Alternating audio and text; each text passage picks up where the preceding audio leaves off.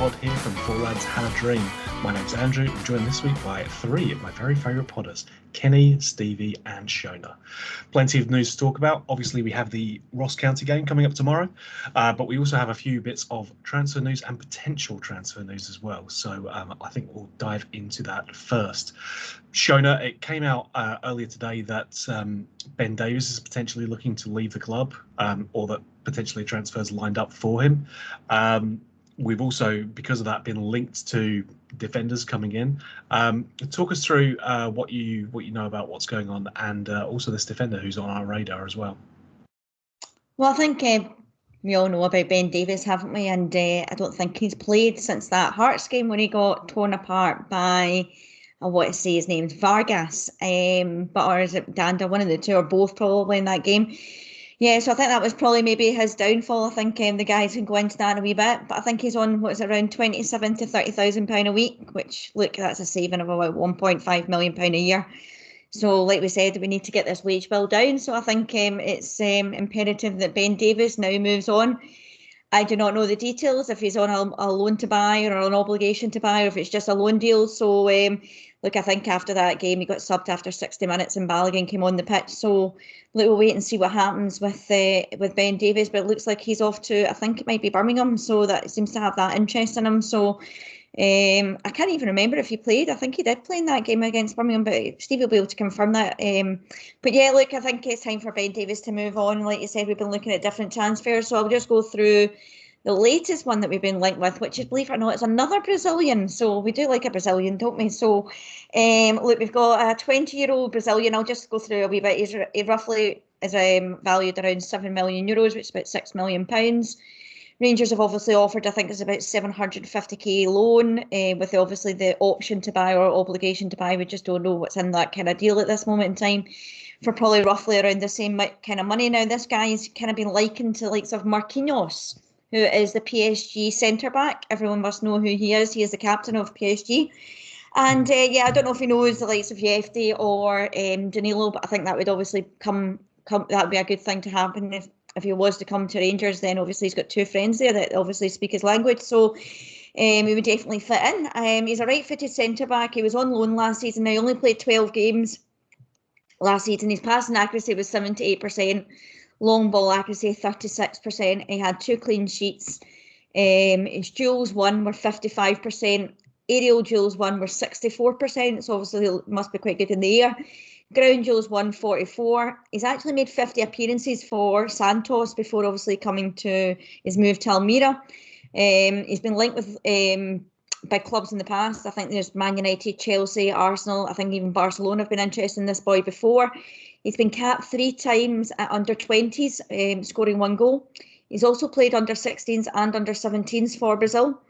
A couple of his good attributes are, I'm just looking through, he's good with his feet and aerial abilities. He's a threat from inside the box. He scored a few goals. He's smart with his through passes, progressive runs per 90 minutes. He's a good ball progressor under pressure, likes to carry the ball into space, and he's excellent positioning and of reading the game. So this kind of looks like your typical new kind of centre back that's coming through, I think. So quite excited about this one. As I said, never seen him before, so I don't really know anything else. Haven't watched any YouTube clips yet. So, but look, I think this is a kind of type of profile of player. The Rangers are obviously, if you look at the type of guys that we've been looking at, obviously like Yefty, 20 years of age.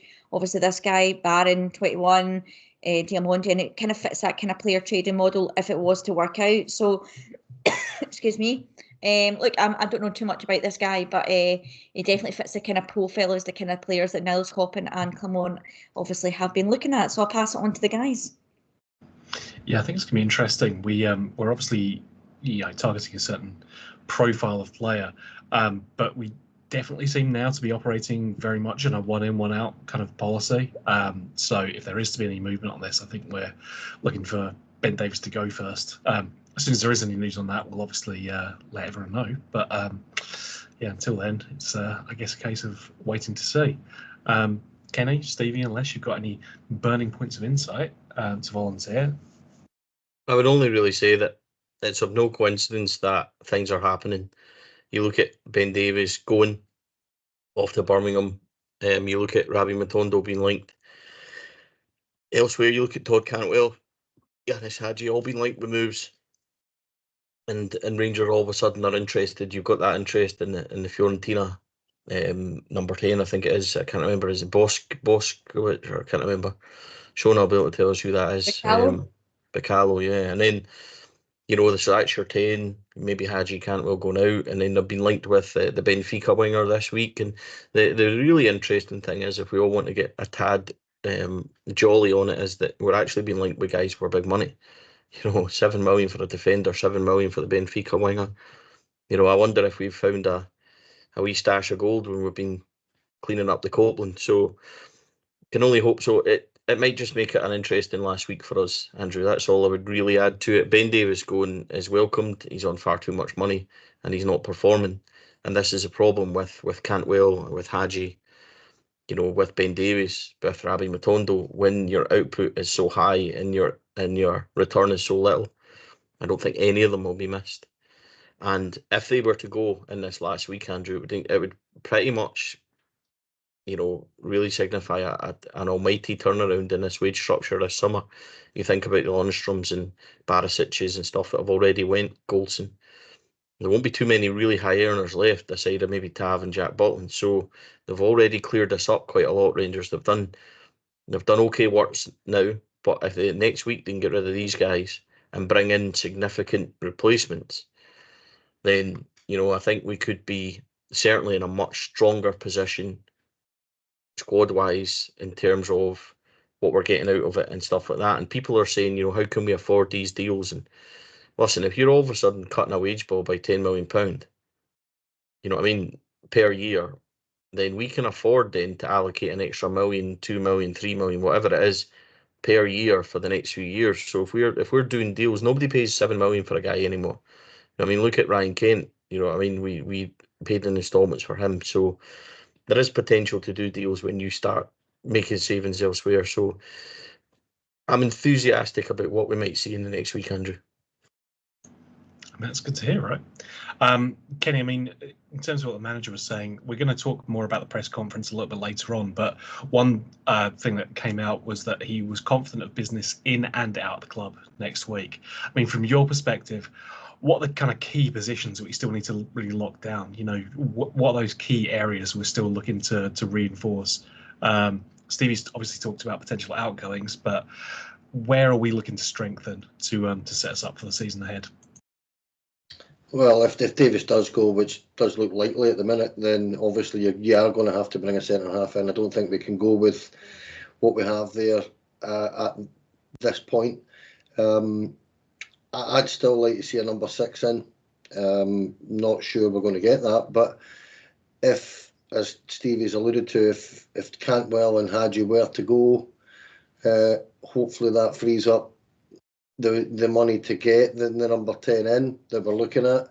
Other than that, you're just going to have to trust Philip Clement in building his team, I think, because as Stevie said, that if you're getting so many players off the wage bill, and the player profile is clearly totally different this summer from what it's ever really been at Rangers, where you are looking at 20, 21-year-olds all over the place. That's my only concern. Again, with the young lad that we're being linked, the young Brazilian boy that we're being linked with, is he's 20. He's similar age to Enciala, and you're like, well, that they're both for the future.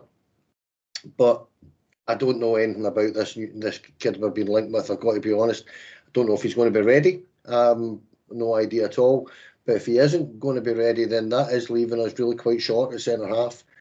But I presume he would be, because he's got a fair bit of experience despite his young age. Personally, I would probably like to see another centre forward in as well. But I've mentioned this before. I'm just really greedy when it comes to Rangers. I want loads of options all over the pitch, so it's difficult. All you're asking for, Kenny, is like another 11 players who are all first teamers who can just step right in, right? You're not asking for much, are you? That's exactly what I'm looking for. Just the best players we can get in, Andrew. And, you know, to me personally, it's just one of those things that the 6 and the 10 are my priority. But obviously, if Davies goes, you're going to have to bring somebody else in there. If Matondo goes, I think we're going to be light on the left-hand side slightly. You know, it's one of them. You ask me, you ask Stevie, you ask Shona, you ask yourself. We're all going to have different opinions on what we actually need, or what we actually want, or what your preference is. So I'll trust Philip Clement in it, and what he really genuinely thinks that we need to prioritise this week coming, because we're running out of time, Andrew. That's the bottom line. We need players out the door. Yep, no, for sure. Cannot disagree with that. Steve, I want to come to you just on the press conference itself then. Can we get an injury update, Stevie? As I'm sure you've had one from the manager. Yeah, this will probably shock everybody, but it was actually very positive injury news. Nico Raskin back in full training. Hamza Igamane is now trained with the first team 3 full sessions, and he's able to play a mixed 11s game on Sunday for him. And that'll be a mix of academy and first team players that are on the kind of peripheral of things. So that's a big step for him. In terms of Czerny coming back, Oscar Cortez coming back, apologies. He returns to training next week as well. So the only ones that are really missing, or the only one that should be missing, is Ridvan Yilmaz.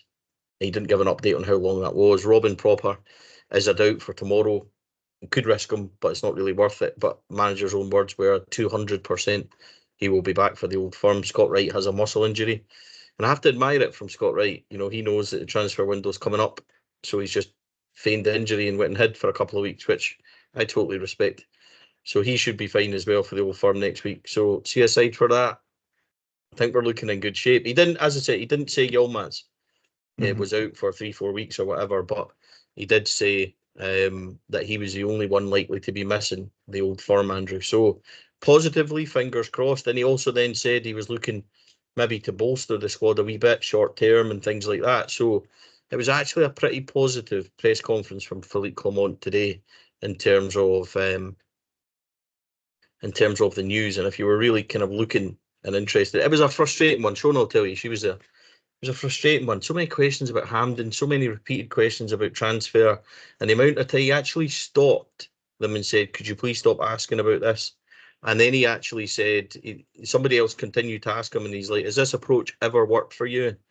So can you hear that, by the way? That it's literally a thunderstorm here, like literally, and I'm in the loft, so this is my roof. So I'm sorry if everyone can hear that. I've got it happening right now as well. Yeah, Started here as well. The weather is horrendous, but I was going to say, just it was frustrating because I was wanting to ask him things about the football. You want to ask him about the squad last week, about the performance, which on reflection, having watched it back, is pretty good, created a lot of chances. What's he looking to build on that? So he talked about it. He wants confirmation now. He's had a good performance. Go and do it again. Make that a habit. Go and do that. And I quite like it. And I feel like he likes questions like that. He likes talking about the football.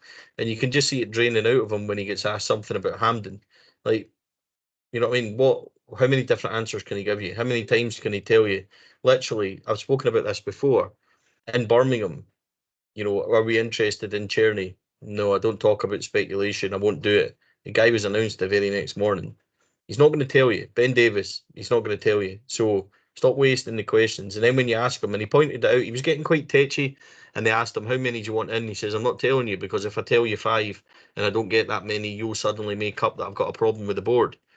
So Clement, I think, was very switched on, and he was. But I think there was a definite frustration today. Ask him about football. Ask him about his players. Challenge him on. He likes to be challenged. Ask him something tactically. Ask him about where the players, you know, are. Why isn't Danilo getting more minutes, or where do you see about Igamane? Ask him something like that, and he goes away on a tangent. He'll talk about it, and he gets involved. But you could literally see him getting pretty peeved off today with the questions. But the injury update, Andrew, was pretty good. And that's a positive. This transfer update as well, although there was no update, if you listen to him closely, he's pretty confident over the next week he'll get what he wants. That's a real positive for me. So go and get a good result tomorrow and then have a positive week. and then we'll all be feeling a wee bit better. Yeah, I mean, let's go on to this weekend's game then. Ross County, 3 o'clock at our temporary home, potentially, depending on where we end up playing the Dundee Cup game, the last game that we'll play at Hampden. But I shan't talk about Hampden, because that's not the important thing to talk about, is it? The important thing to talk about is the actual game itself. So, Shona, for you, I mean, are we looking to make any dramatic changes from last week's squad? How do you see the kind of team lining up? And then I'll go around to the rest of the guys and get their lesser opinions, because you'll have it nailed down already, obviously. Shona, you're on mute. That's anyway, staying sorry in. guys, That's staying in. No, look, it'll be interesting to see how we do line up. Obviously, Proper will be a doubt. So obviously, I would imagine it'll be a case of Balogun and Suter at centre back now that Ben Davies is away. I think on the left hand side, it kind of writes for itself. I think we obviously will have Yefty and it'll be Tav and obviously Butland. And in midfield, I'm hoping to see this time Sterling, Diamonde and Barron. So it'll be interesting to see if Diamonde plays that kind of higher number 10 position, or does Lawrence come back into the team. But that's the way I'm looking at it. And then obviously you've got my boy up front, haven't you? So that's a no-brainer for everybody out there. He'll start, no doubt. Dessers, and then obviously it depends on the right hand side. I didn't think Cherney had his best game last game out. So, and McCausland obviously scored a goal. So does McCausland obviously get ahead of Cherney? I'm not too sure. I think probably Cherney will start, but it will be interesting to see if Matondo. I think that's the biggest question that everybody will be asking: is he going to be in the squad tomorrow? So, because obviously now that there will be nobody to play that left hand side, really, will there? So, I think that'll be the biggest question we'll want to see in the team news tomorrow: is Matondo going to be playing? Because if not, doesn't mean that Ross McCausland goes out there, or does Robbie Fraser play there? So it'll be an interesting one to see when that lineup comes out. Obviously, me and Stevie are going to be at the game, but I think for me, tomorrow is quite important, because the last time that we played Ross County, it wasn't a great game, as we know, Stevie. We were up there, and obviously I was covering it, and it was not great, because obviously what happened, was it 3-2? I think it was in the end, and it was it Danda that was playing for them, so they no longer have Danda. Now, I was looking at the last couple of games. I think they haven't won a game yet in this season. They drew against Motherwell. They drew against Dundee United. And they lost actually last week to Spartans. I think Ross County will oppose a threat at times, but to be fair, we should be comfortable to go and beat Ross County. And obviously, being hopefully our last game at Hampden Park, it'd be quite a nice way to send off the fans there onto a positive 1-3 points and move on to next weekend. So I'm expecting a really positive performance tomorrow. I'm looking for the same kind of style of play that we had last week, and we'll just have to wait and see. I think it will just be a case of we just don't want to have repeat of what happened last season. So if we can manage to get through that hurdle, I'll be happy about that. So, but no, it'll be interesting. I think the biggest one for me is to see, is Matondo going to be in that squad? I would just change it slightly, Andrew. Slightly, only one, not a disagreement, but I think Robbie Fraser will start, because he spoke about him really highly today as well. So I was interested in that. I think Robbie Fraser starts. I'm with Shona. I think that Sterling would also play, because then you're looking at the following week, aren't you? So you want Sterling to finally start, and I think you want to start putting in your blocks for that one as well. So I think Robbie will start, and Matondo, I think it'll be Rabbi Matondo's last game for Rangers tomorrow, personally. So I'm not sure he starts. I think he may come on or make a fleeting appearance, but I'm not sure that he'll be a Rangers player beyond this week, and that's a hunch, so it's not based on anything. But I think Robbie comes in tomorrow, and apart from that, Cherney, the only other thing Shona spoke about, Cherney, I would agree with Shona. I don't think Cherney had a great game, but he was involved in a lot, right? And he missed a lot of chances, created a few chances and things like that. And for that reason, he starts for me. And people may shake your head and say, well, you just said he didn't play well. He didn't, but he's that involved that if he's that involved tomorrow, he might take one or two of those chances.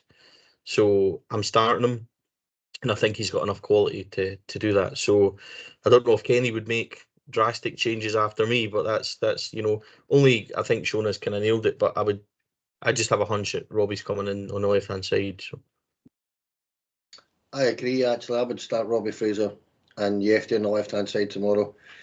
Butler in goal. Obviously, I'm going to stick with this for as long as I have to. I want Sterling at right back. I do. I will go with Suter and Balogun. The midfield is a difficult one because I think you will play Tom Lawrence tomorrow with Barron and Diamandi. Cherny, I agree. Actually, you know, Stevie, you're saying that that he was involved. How often have we been to Rangers games and you watch a winger and they're just not involved at all? Even if he's not playing well, he was a nuisance last week. He was a constant menace. Didn't play well, as you say, but he was just in and about it all the time. And he did have a couple of chances. He certainly should have scored one. I think he hit it near post, if I remember right, when he should have just went back post and just stroked it in. But Big Cyril will start and score tomorrow. I'm pretty certain of it. But the team at the minute, bar 2 or 3 positions, is really kind of picking itself, because we are short of bodies, we are short of numbers, and for a number of reasons, we know Cantwell and Hadji are not involved. So it means that if you're not playing Diamandi as a number 10, then it's Dowell, who I get the feeling that Philip Clement is not a massive fan of, so it is Tom Lawrence that he's going to play there if it's not going to be Diamandi. But that would be pretty similar. My team's pretty similar to the period. The only thing that I would say, and it's not a personal thing, I just think it's that time that Dujon Sterling should be playing at right back for us. He needs and deserves the opportunity. He's proven in a number of positions that he can play football. Let us all see what he can do in his own natural position, please. Shona, just come to you first. Do you know who I'd like to come into the team at least on the bench tomorrow? Is that Lovelace? I think his pace could cause a few problems tomorrow. I think this would be a good game for him to come in. And obviously he can play off, well, he obviously plays more off the right, but I can play up front as well. But I would quite like to see him come in tomorrow and possibly play off the left or the right hand side. I think you could do that. So have I stolen your thunder, Stevie? Is that what you're going to say? No? No, I was blatantly just going to say that Kenny's playing for likes in the comments and things, because he knows fine well, right? Absolutely fine well that everybody will be like, yeah, drop Tav, yeah, Sterling in at right back. And I think if you asked all of us, we would all actually prefer Sterling at right back, but you're trying to preempt what the manager's going to do, and there's absolutely no way he's dropping Skip tomorrow. So, yep, Kenny, you get your likes up, and you'll get people saying, oh, Kenny, thank God he's on, he talks sense and everything else. But honestly, Stevie, I genuinely mean that. I just feel that it is one of those things that I'd like to see the boy there, get a run of games there, just to see what he's like, because we were told when he first arrived last season that was his best position. Now, we've seen him at left back, we've seen him at centre half, we've seen him at centre mid, we've seen him at left wing, we've seen him at right wing, and he can play them all. But we've only seen him at right back for about an hour, so I'd like to see what he looks like, in his best position, apparently. And as I say, it's not a dig at Tav. I just feel that well, I'll leave it there. Playing for likes, Andrew. Playing for likes. That's it. Look, I mean, it's engagement with the channel, and ultimately that's what we want. So I commend Kenny for his opinion. I might even agree with it. You don't know. We do agree with it, but it's not going to happen. So thank God Kenny's on the pod. The others don't know what they're talking about. Oh. Let us know down below in the comments if you agree or not. You get a little conversation going on in the chat there. We'll see. Battle of the Baldies. Shona's on one side as well. It's going to be great. Sorry, I've got Cyril Dessers that's probably going to get us 3 points tomorrow, so I'll be right frankly, again. So. Shona, I'd drop him and put Sterling up in front as a striker instead, because I just want him to tick off all of these positions, Then you can just try and get the gloves of a Jack Butland as well. Then he's done everything. Andrew, can I say something that I was going to say as well? I actually really would like us to turn up and get this game finished early and get Danilo a wee half hour on the pitch as well in a game where, it's out of sight and he can get more minutes in his legs. I just want us to turn up and play well tomorrow. As Stevie and Shona both said, play. If we perform the way we did last week, I think we'll do quite well tomorrow. Mm-hmm. Take our chances and convert some of them as well. That'd be nice. We'll leave it there before this ends into fisticuffs. But it's been a pleasure talking to you all, obviously. It always is. And it's been a pleasure for everyone out there in the world listening to us as well. We say it every week, but your support is why we keep doing this thing. So we can't thank you enough for it. Like, share, subscribe, all of those good things for us, whether you're listening or you're watching. Thank you very much. I'm going to go around my guests and thank them all for their participation tonight as well, because it's always highly valued. First of all, Shona, always a pleasure. Never a chore, Andrew. So no, look, guys, thanks very much for tonight. As I said, it's been overwhelming, the amount of people that watch this pod week in, week out, and obviously the comments are in there. As I said, quite happily get your comments in, and hopefully maybe one day we'll be able to read them out. And yeah, look, thanks very much, and looking forward to the vlog that me and Stevie are doing tomorrow as well. So I encourage people to watch that. And then obviously we've got our new Sunday show now as well, so that's going live. So that's it's a lot going on at the moment with 4 lads, and it's great. It's absolutely brilliant. So yeah, no, looking forward to tomorrow with Stevie and doing the vlog. Yeah, plenty of content that's going to be coming up. Best way to stay on top of it, stay subscribed. Kenny, thank you as well, mate. Always a pleasure. Thanks, Andrew. Thanks, guys. Just call me Dujon Sterling Loyal, why don't you? And finally, Stevie, mate, always a good time. And thank you again for all your hard work that you put into the podcast, my friend. Yeah, same to everybody on this podcast. Huge thanks to everybody that's watching. Genuinely, like 3,800 subscribers or something ridiculous. Thousands of people watching on a weekly basis. It's a lot of fun. So really, thank you. We're growing something that we're all enjoying doing. Really appreciate it. So yeah, join us at Hampden tomorrow. Hopefully that'll be a lot of fun. Tipping a 3-0 Rangers win. And I'll take John Souttar to score at any time, Andrew. Because we're going to score from a corner one day. Like, it'll happen one day. And I reckon if I keep saying the it, law like, of averages means eventually. Yeah, like at one point, so it might get volleyed off him and go in or something, but at some point we're going to score a header from a corner. You're taking it too far now. Possibly, but we'll go again on Monday. Hey man, it's a wonder what a 2-0 win will do for your optimism levels, right? So let's hope we get something even better this weekend, and we can keep riding that high for as long as we can. Folks, as I said before, always a pleasure, and yeah, until we talk to you again, bye for now.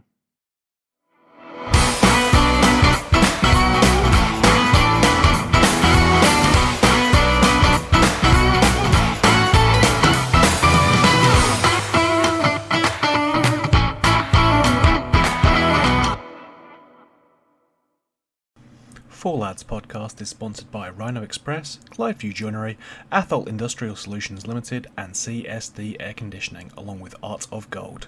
Thank you for listening or watching the podcast. We hope you enjoyed the show.